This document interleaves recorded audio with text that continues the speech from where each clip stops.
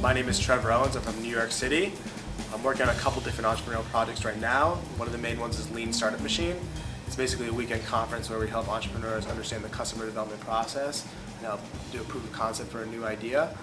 Another one is called Inside Startups, where we have 150 different startups in New York City hiring talent through our newsletter. And the final one is a reality TV show for entrepreneurs. My first time going to China was the summer of my freshman year, and I had been reading about everything going on there, and there's still crazy stuff going on in China now. The country is taking off and growing at double-digit GDP growth, and I wanted to start a business to learn about what's going on there. So I saw everybody riding these scooters, and I decided I was going to import them to the U.S. And I had no knowledge of how to import. I had no knowledge of how to sell anything to anybody, aside from the web design I've done for people in the past. And so I just kind of jumped in head first, went and met with some manufacturers, and sold them on my college campus. I ended up finding out that it's probably not really a good fit for U.S. culture.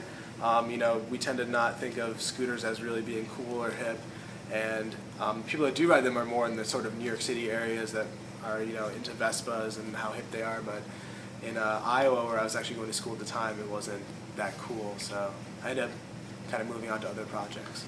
Okay, I think, I don't remember who said this, but it must have been back in high school a while ago for me.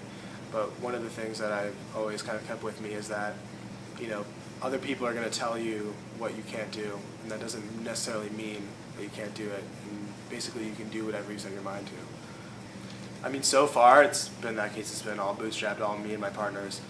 One of my companies, Inside Startups, is already profitable since day one.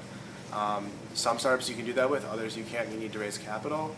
I think in general you want to go as long as you can without having to raise any money, and that should be pretty far. I think as well, like once you actually have traction and you're actually executing on a good idea, people by virtue of just seeing what you're doing are going to want to invest in you, and they're going to offer you a check even maybe before you ask for it.